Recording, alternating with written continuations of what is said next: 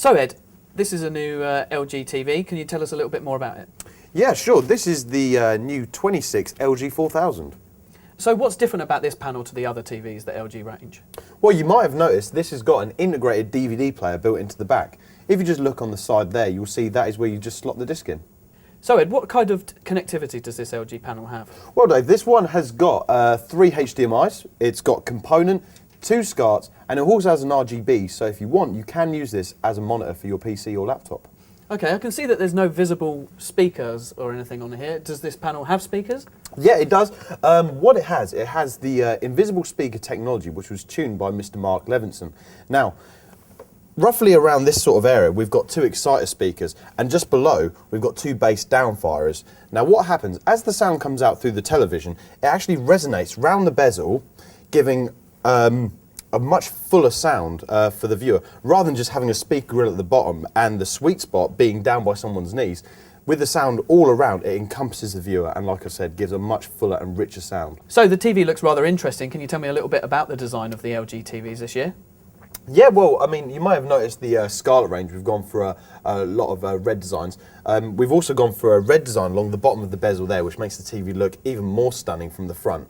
But we've also realised the value of 360-degree beauty, which is why you may notice the back of the TV is also red. And this gives you the opportunity to place the TV anywhere in your living room. So Ed, I'm a bit of a technophobe when it comes to picture quality and playing around in my menu. How do I know I'm getting the best from my TV? Not to worry there, Dave. All you have to do is take the remote control and use the AV modes function, which is built into the television. And you can access the AV modes by pressing the button on the remote control. And then you've got the option of cinema, sports, and games mode. So let's say, for example, you're at home and you're watching your football and you want the best possible picture and sound quality you could get. All you then have to do is pop it then on sports mode. What this then does, it brightens up the reds, the greens and the blues, which gives you a superior picture, and it also changes the sound, brings up the treble and the bass, and gives you a fantastic viewing experience. Though you are a bit of a technophobe, there are people out there that really do like to mess around and fiddle with their TVs and set them up exactly the way they like them. And this is where LG really give the freedom of choice for people to do both. People like yourself that don't really like to mess around with their TVs, they can just use the AV modes and use the fixed presets. But if you are one of those people that likes to mess around with their television, you can access the expert mode. And to access expert mode couldn't be easier. All we have to do is go to the picture settings, and then from picture mode, we select expert. Once we've selected this, what we can then do is make 25 fine adjustments, from things like the fresh contrast to the gamma levels. We can then change the contrast, the brightness of each of the colours, the tints, blues, yellows, cyan, magenta.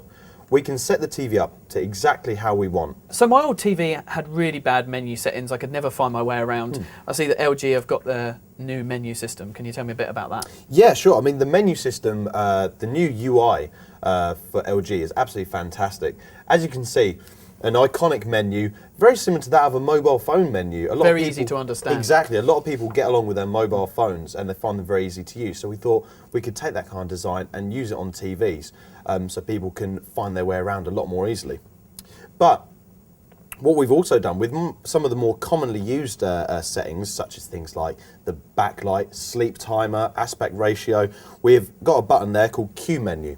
Okay. And the Q stands for quick menu. So we can quickly access all the most commonly used settings. So like I said, we've got the aspect ratio there, backlight, picture mode, audio, and the sleep timer. So I don't have to trawl through my Exactly, you don't have to go settings. all the way through all the other menus to find the sleep timer, for example. You've just got it there at the touch of one button. Okay, Ed, so picture quality is great, but what improvements have been made on the audio side to improve my viewing experience? Well, as I mentioned to you earlier about the invisible speaker technology which we've got on our new TVs, it really has improved the sound, the way that it resonates around the bezel and encompasses the viewer. That has brought us on leaps and bounds from previous speaker systems.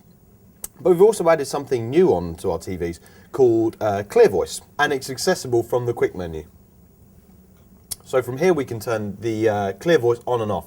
But what it does, say you're watching a TV program with a lot of background noise, say you're watching a football match and you've got the crowd, they're all cheering, 60,000 people all cheering at the same time, it's going to be very loud. And especially if the commentator is down on the pitch, it'll be very difficult to hear what he's saying. If you turn on the clear voice, what it will do, it will bring down all the background noise to a dull roar and amp up the prominent voice of the commentator, so you'll be able to hear him over all the crowd. Okay, so in today's current climate, obviously power consumption is a big issue. When I'm buying a flat panel TV, how do I know that I'm actually going to be helping save the environment? Well, with this panel, for example, this has been recognised by the Energy Savings Trust because it does use very little electricity. And also, with the integrated DVD player, you've got to remember that it's 2 devices in one, so it's going to be much more power efficient than having a separate TV and DVD player. Okay, I'm looking at buying an LCD TV because I've heard that plasma may be an obsolete technology. What's LG's opinion on this? Well, that is a vicious rumour, actually. I mean, plasma is definitely not going to be an obsolete technology. LG as a company have always balanced between LCD and plasma, trying to keep both sides of the market happy, those people that have always bought LCDs and those people that have always bought plasmas. But I mean, up until a certain point, if you wanted to buy a plasma TV, you only really had the choice between 42 inches and upwards. LG have now released, currently the only one in the world, the 32-inch PG6000. This gives car customers the choice to have a smaller screen plasma in their house. If they only had the space for a 32-inch screen, they had the choice between LCD and LCD in the past, but now they can choose plasma if they so wish.